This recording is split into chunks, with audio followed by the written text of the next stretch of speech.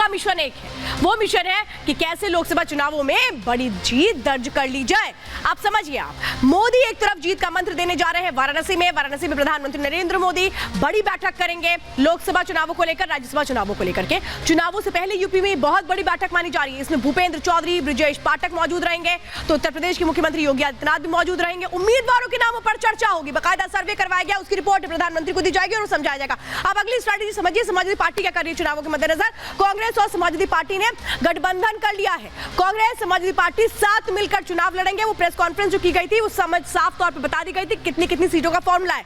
Samajwadi party ने कांग्रेस को 17 सीटें दी हैं, लेकिन 17 सीटें क्यों दी हैं ये भी आपको समझाएंगे। 63 सीटों पर समाजवादी पार्टी और अन्य दल एक साथ मिलकर के चुनाव लड़ेंगे। अब आगे समझिए, केजरीवाल एंड पार्टी क्या कुछ कर रही है। केजरीवाल और कांग्रेस दिल्ली में साथ मिलकर के चुनाव लड़ सकते हैं, जो सूत्र बता रहे हैं। दिल्ली में साथ लड़ने का जो फॉर्मूला है वो तय हो चुका है।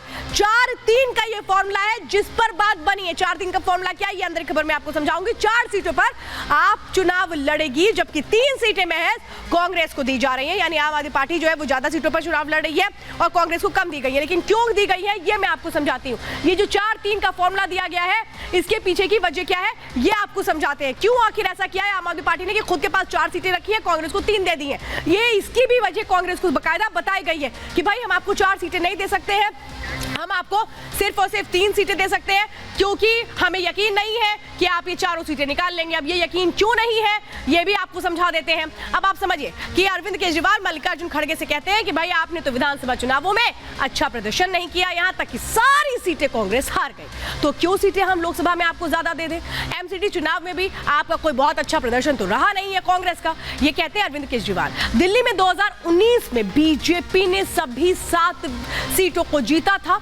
यानी लोकसभा की सारी सीटें किसके खाते में गई थी, बीजेपी के खाते में।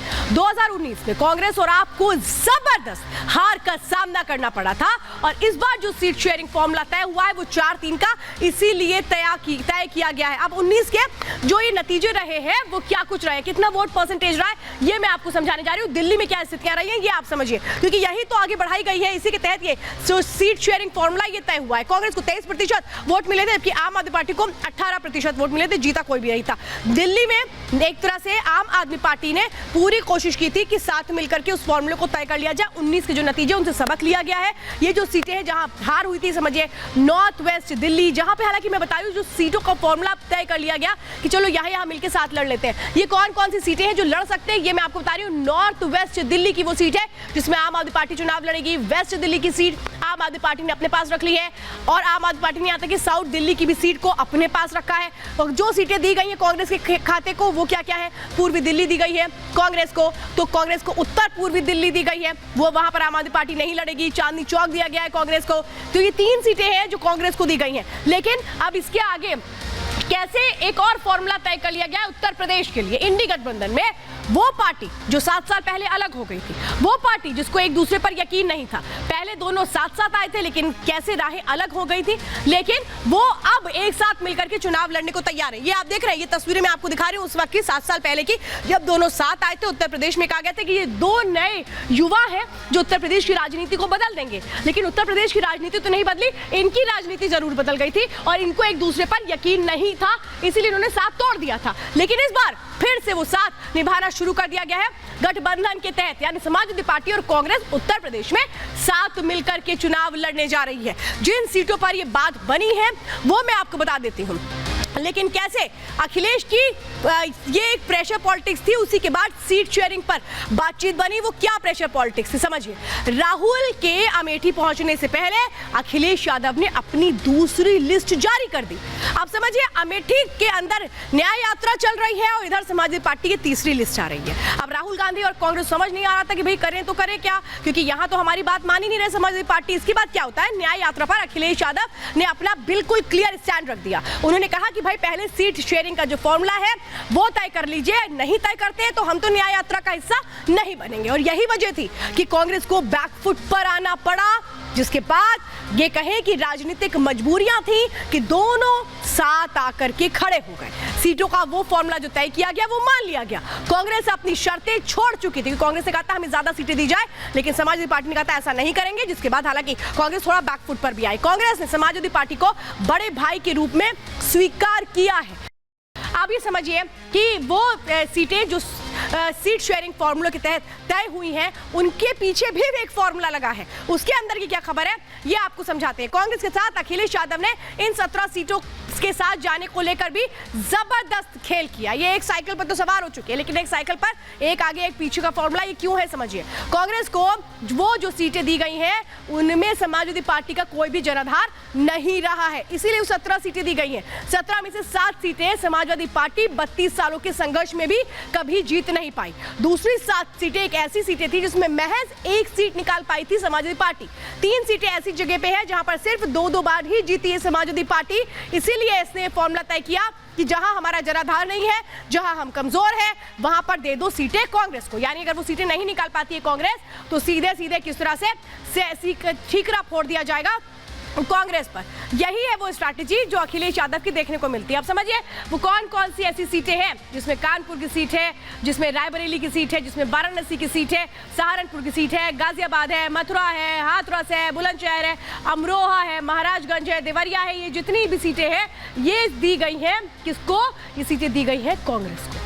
और यही वो फॉर्मूला है जो तय कर लिया गया है। लेकिन इस फॉर्मूले पर आखिर कौन अपनी जीत दर्ज करता है और किसकी नैया किनारे हो जाती है देखने वाली बात है। लेकिन एक और दिलचस्प तस्वीर है, वो है स्वामी प्रसाद मौर्य की, जो समाजवादी पार्टी से अलग हो चुके हैं। क्योंकि इनके लिए तो कहा ही जाता है कि दल बदलू नेता है ये, लेकिन अब इन्होंने अपनी एक नई पार्टी का नाम घोषित कर दिया है। उस नई पार्टी के दम पर ये लोकसभा चुनावों में उतरने की तैयारी कर रहे हैं। लेकिन ये क्या उस अपनी तैयारी के तहत क्या एक तरह से कहें कि आप बाजी मार लेंगे या किसी का पत्ता काट देंगे या किसी के वोट बैंक में सेंध लगा देंगे? ये बहुत सारे वो सवाल है जो अब इर्द गिर्द घूमते नजर आते हैं कि स्वामी प्रसाद मौर्य के समाजवादी पार्टी से अलग होने के बाद समाजवादी पार्टी को कितना नुकसान होगा, बीजेपी को कितना फायदा होगा, कांग्रेस को कितना नुकसान होगा समझिए।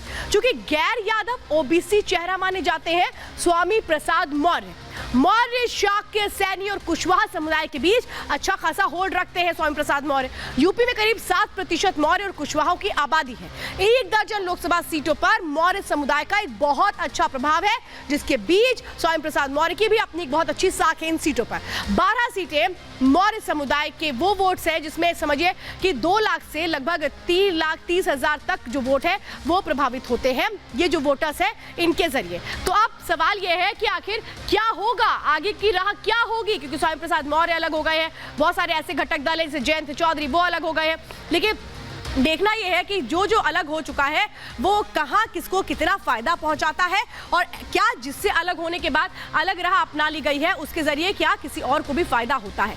अब आप समझिए कि क्या अपनाया गया तरीका, क्योंकि जो सीट शेयरिंग हुई है फॉर्मूला तय, उसमें वाराणसी की जो सीट है बड़ी दिलचस्प है, क्योंकि वाराणसी सीट प्रधानमंत्री का संसदीय क्षेत्र रहा है। उस सीट पर कैसे अपनाया गया ये फॉर्मूला कांग्रेस और समाजवादी पार्टी की ओर से। 2019 चुनाव में कांग्रेस के जो अजय राय थे वो बड़े दमखम के साथ लड़े थे, लेकिन क्या हुआ भाई, हार तो बिल्कुल पक्की थी। प्रधानमंत्री नरेंद्र मोदी का संसदीय क्षेत्र था। इस बार वो बलिया से चुनाव लड़ना चाहते हैं जो अजय राय है। बलिया सीट पर मुस्लिम और भूमिहार फैक्टर बहुत बड़ा फैक्टर है, ये पता है समाजवादी पार्टी को।